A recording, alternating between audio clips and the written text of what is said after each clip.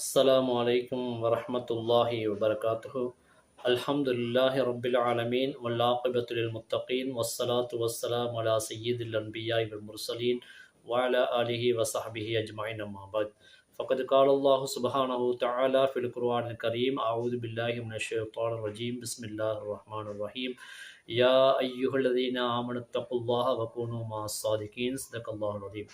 கண்ணியத்துக்குரிய இஸ்லாமிய பெருமக்களே, முஹியுத்தீன் அப்துல் காதிர் ஜீலானி கத்தசல்லாஹு தாலா சிர்ரஹுல் அசீஸ் அவர்கள் பக்தாதில் வாழ்ந்து வருகின்ற காலகட்டத்தில் மக்கள் மத்தியில் எந்த விதமான உபதேசம் செய்யாமல் அப்படியே அமைதியாக இருந்து கொண்டிருந்தார்கள்.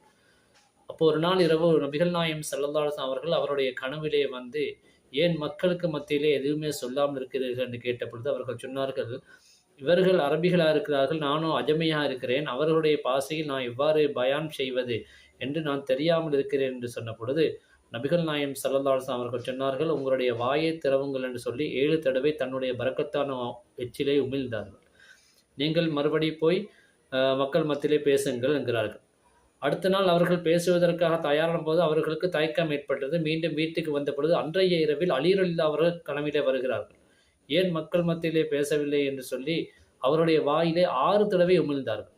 இது கனவிலே நடக்கக்கூடிய விஷயம். அப்போ குத்துபுல் நாயகம் முஹியுத்தீன் அப்துல் காதிர் ஜீலானி கத்தசல்லாஹு தஆலா சிர்ரஹுல் அஸீஸ் அவர்கள் கேட்கிறார்கள், நீங்கள் ஏன் 6 தடவை உமிழ்ந்தீர்கள் என்று கேட்ட பொழுது அவர்கள் சொல்கிறார்கள், நேற்றைய இரவு உங்களுடைய கனவிலே நபிகள் நாயகம் ஸல்லல்லாஹு அலைஹி வஸல்லம் அவர்கள் வந்து 7 தடவை உமிழ்ந்தார்களா, அதற்காக நான் ஒன்றை குறைத்து கொண்டேன், அதபுக்காக, ஒழுக்கத்துக்காக, அவர்களுக்கு கண்ணியம் செய்வதற்காக நான் ஒன்றை குறைத்து கொண்டேன் என்றார்கள். இப்பொழுது முஹியுத்தீன் அப்துல் காதிர் ஜீலானி ரலியல்லாஹுடைய காலத்தில் நபிகள் நாயகம் ஸல்லல்லாஹு அலைஹி வஸல்லம் அவர்கள் பூமிக்கு மேலால் ஹயாத்தோட வாழ்ந்து கொண்டிருக்கவில்லை, அலி ரலியல்லாஹு அவர்களும் வாழ்ந்து கொண்டிருக்கவில்லை. ஆனால் நேற்றைய இரவில் முஹியுத்தீன் அப்துல் காதிர் ஜீலானி அவருடைய கனவில நபிகள் நாயகம் ஸல்லல்லாஹு அலைஹி வஸல்லம் அவர்கள் வந்து எச்சில் உமிழ்ந்தார்கள் என்பது அலி ரலியல்லாஹு அவர்களுக்கு எப்படி தெரியும்? நபிகள் நாயகம் ஸல்லல்லாஹு அலைஹி வஸல்லம் அவர்கள் மதீனாவில் அடக்கம் செய்யப்பட்டிருக்கிறார்கள். அவர்கள் வஃபாத்தானதுக்கு பின்னால அலி ரலியல்லாஹு அவர்கள் வஃபாத்தானதுக்கு பின்னால் கூஃபாவில் அடக்கம் செய்யப்பட்டார்கள். அப்போ எப்படி தெரிந்தது நேற்றைய இரவு இவர்களுடைய கனவிலே ரசூல் ஸல்லல்லாஹு அலைஹி வஸல்லம் அவர்கள் வந்து உமிழ்ந்திருக்கிறான்னு சொல்லி?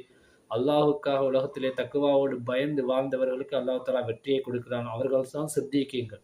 எனவே அலி ரலியல்லாஹு அவர்கள் அல்லாஹுக்காக பயந்து வாழ்ந்தார்கள். அவர்களுக்கு அல்லாஹ் வஃபாத்துக்கு பின்னாலேயும் மறைவான விஷயங்களை அறியக்கூடிய ஆற்றலை அல்லாஹ் கொடுத்திருந்தான். இதுதான் வலிமார்களுடைய கராமத்தில் இன்று உள்ளது. சஹாபாக்களும் அல்லாஹ்வுடைய ஓலியாக்கள் தான் என்பதை நாம் நம்பி ஈமான் கொண்டிருக்க வேண்டும். எல்லாம் வல்ல அல்லாஹ் நம் அத்தனை பேரையும் அந்த நல்லவர்களை நம்பி வாழக்கூடிய பாக்கியத்தை நமக்கு தருவானாக. அஸ்ஸலாமு அலைக்கும் வரஹ்மத்துல்லாஹி வபரகாத்துஹு.